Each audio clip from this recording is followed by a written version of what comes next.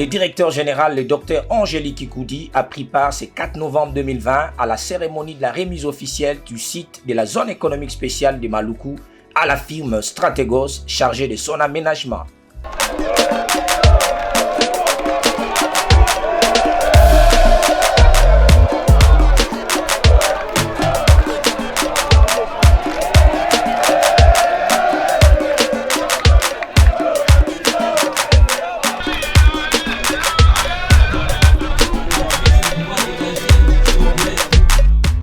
Cérémonie lancée par Julien Paluku, ministre de l'Industrie, sous l'impulsion du Premier ministre Sylvestre Ilukamba, chef du gouvernement.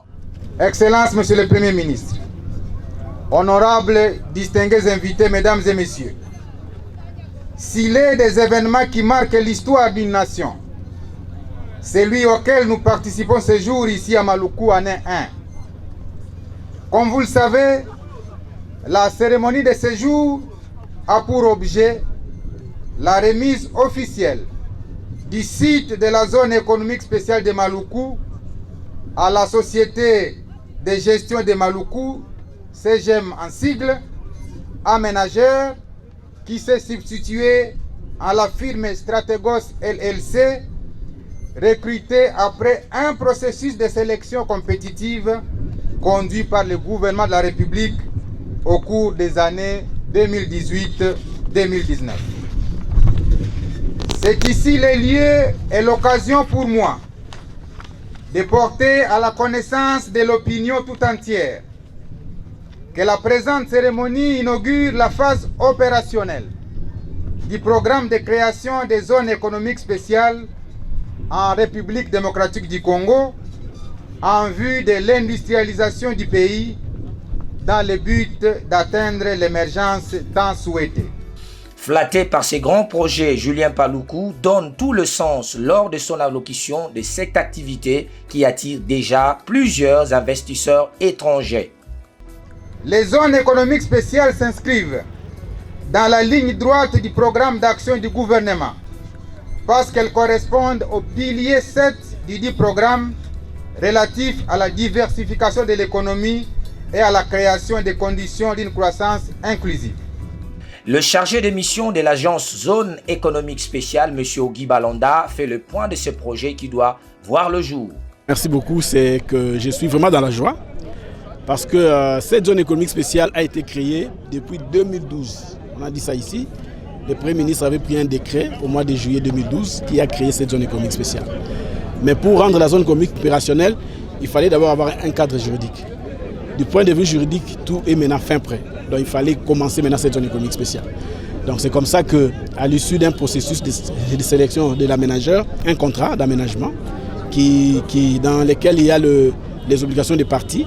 Et c'est aujourd'hui que nous sommes venus avec toutes les autorités pour remettre maintenant les sites à l'aménageur pour commencer maintenant les travaux de viabilisation de cette zone économique spéciale. Bon, normalement cette zone ici est appelée à créer pas moins de 5 000 emplois directs. Mais par rapport à l'embauche de gens, on va respecter la réglementation en vigueur.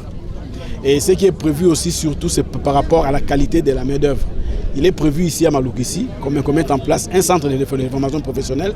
Nous sommes venus ici avec les ministres nationaux des formations professionnelles pour cibler un endroit. Donc à l'entrée de la zone là-bas, on va mettre en place un centre de formation parce qu'on a fait une étude ici à Maluku, l'année 2018 je crois, qui a révélé qu'il n'y a vraiment pas, la main-d'œuvre n'est pas de qualité. Donc je crois qu'avec l'accompagnement de l'ONEM, de l'INPP et autres, on va chercher à améliorer cet aspect-là pour que les entreprises qui seront dans la zone économique spéciale puissent trouver des travailleurs tout autour de la zone. C'est ça même aussi l'impact économique de cette zone économique spéciale.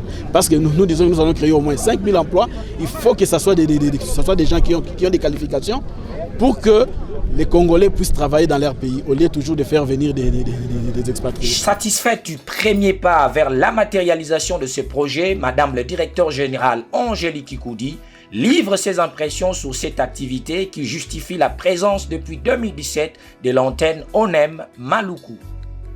Avant de répondre à votre question, je voudrais recadrer la situation. Je voudrais vous dire que pour l'ONEM, c'est un grand jour.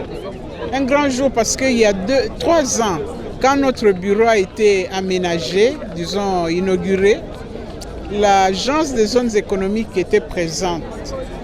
Ils nous ont accueillis, nous leur avons demandé de venir, de nous dire comment ils allaient se mettre à côté de nous, s'installer ici à Maluku.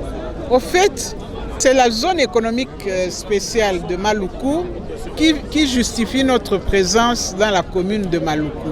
C'est pour ça que nous nous sommes déjà installés ici, nous les avons précédés. Et vous voyez que nous sommes ici en pleine brousse. C'est vraiment le génie inventeur et créatif de l'homme qui va viabiliser cette partie de la République, de la ville, pour que demain, dans 1 an, dans 2 ans, on puisse trouver ici des industries, des compagnies, des entreprises qui sont capables de créer des emplois. Voilà pourquoi nous sommes ici et voilà comment nous comptons réaliser le programme du gouvernement en travaillant en étroite collaboration avec la ZES et toutes les entreprises qui seront ici dans la zone économique. Ça c'est 1. 2. Mais pour nous c'est vraiment une manne bénie. Au lieu de faire le tour de la ville pour prospecter les emplois pour nos demandeurs d'emploi, nous aurons un endroit où nous irons et toutes les entreprises seront là pour recueillir les offres d'emploi dont nous avons besoin. Avec ses plus de 190 hectares, la ZEST est destinée à recevoir plus de 200 entreprises appelées à créer plus de 5000 emplois.